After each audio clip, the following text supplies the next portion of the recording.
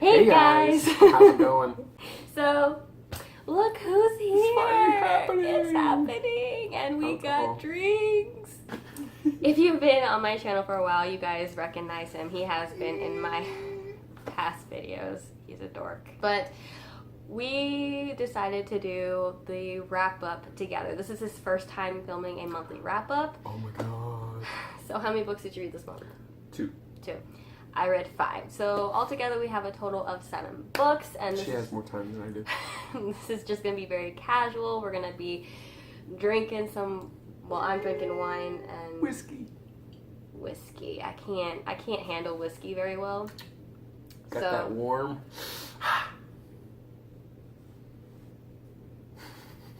Yeah. So with that, Thomas, what book did you read first? The first book that I read was The Great Rift by Edward Robertson. It is the second book in a series. The first book was, I can't remember, The White Tree. Yes, The White Tree. And it follows Dante Galiland and Blaise Buckler. Great book, especially if you're into epic fantasy, a little bit of magic, a little bit of different species, and all in all, I'm so far giving this series a 4.5 stars. The second book that I read was a zombie, post-apocalyptic, a zombie thriller, and it was really good. And that would be The Mountain Man by Keith C. Blackmore.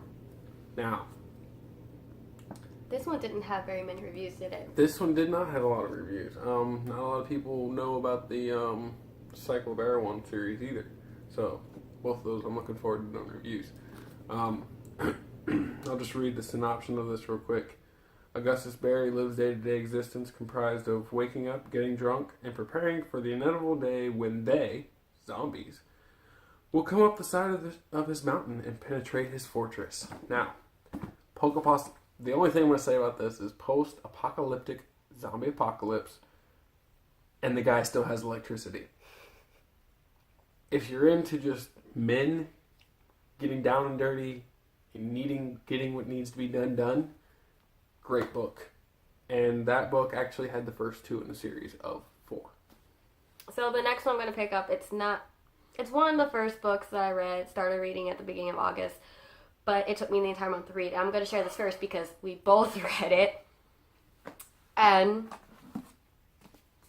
Tower of Dawn by Sarah J. Maas. Okay, I feel like a million times that you've been on my back to read this since we first got this book, which I believe was last year. And she finally understands why I was on her back. Yes, that plot twist. And it's like an entire series twist.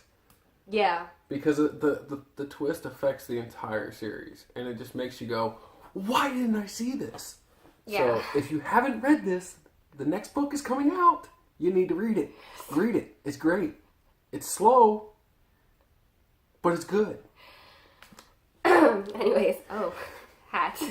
Gotta remember there's a hat there. So, for me, I was one of the people that was not a Cale fan. I don't think you were either at first. Well... No, I don't think I really was. So, but getting into this book when I read it, yes, it was slow. I feel like this book, for me personally, was a lot slower than the previous books in the series, and I just wasn't able to really immerse myself into the story. But I do think this was necessary, and I now have a huge soft spot for Cale because I felt like through this book I was able to understand him more, like why he felt the way that he did, why he thought the things that he did, and made the decisions that he made. So I was able to rediscover Cale through this book, so to speak. And basically, by the end of this book, I'm just now even more excited, but also more nervous about Kingdom of Ash because of what happened in this book. So, I know a lot of people, some people have said that you could probably skip this book altogether. You definitely can't. You cannot skip this book. No. This is absolutely necessary so you're not lost when you get to Kingdom of Ash. So, I gave this 3 out of 5 stars. I gave it 3 stars because, again, it took me the entire month to get through, but it was still good. I still enjoyed it. It's just not my favorite. Yeah, and she pestered me about it the entire time, asking me if I remember this and I remember that, but it took forever because I hadn't read it in forever. Next. I'm just gonna keep drinking my wine. So another book that I read in August, well technically I started reading it at the end of July and then I finished it in August, and that is An Ember in the Ashes by Sabaa Tahir. And I actually buddy read this with Grace from Grace Marie, and I will leave her channel link down below. She is super fun to buddy read with, and I feel like I'm going to be like reading this entire series with her. So if you haven't checked out Grace's channel yet, please do it. She's awesome.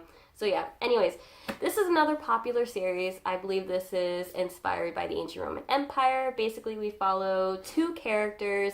The main one is Leia. She is a scholar, and one day her brother is arrested for treason. So she seeks out the scholar rebel group to help her free her brother. But in order to get their help, she has to go into this military academy and spy for them. And then she meets our other main character, Elias, who is a martial soldier in the academy, but he doesn't necessarily agree with what's going on within the Empire and just wants nothing more than to escape altogether. So they eventually meet and the story goes on from there. This was a really, really good book. I think both Grace and I had a hard time putting this down. I really loved Leia as a character because she is so relatable. She's very human, basically. And what I mean by that is she's not like a badass kind of character right off the bat. He loves badass characters. She is... To make the world go round. Okay. She gets scared, and instead of fighting, she's someone that would rather just like hide and just keep going on with her life and not have anyone notice her.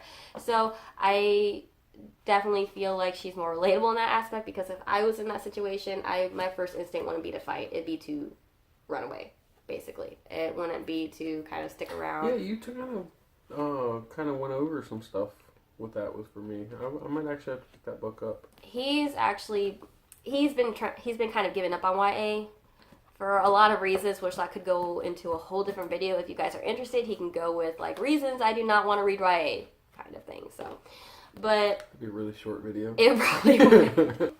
The plot, very interesting. I love reading from both Leia's and Elias's perspectives. I like the magic in here and also like the different creatures. It's also pretty dark, and the pacing for me is pretty slow, and for that I gave it 3 stars. The next book that I read in August is the 5th volume of The Ancient Magus Bride by Kori Yamazaki. Since this is the 5th volume, there's really not much I can say about it. But if you don't know what The Ancient Magus Bride is about, basically we follow our main character, Chise. She was bought from a slave auction by this interesting looking skull guy. His name is Elias. And he tells her that she's going to be her apprentice. He tells her that she's going to be his apprentice and eventually his bride. His prince. Elias tells Chise that she is going to be his apprentice and eventually his bride. I have not drank a full glass of wine yet. This is not supposed to happen. There is magic, there's fairies, there's just a bunch of fun stuff going on in here.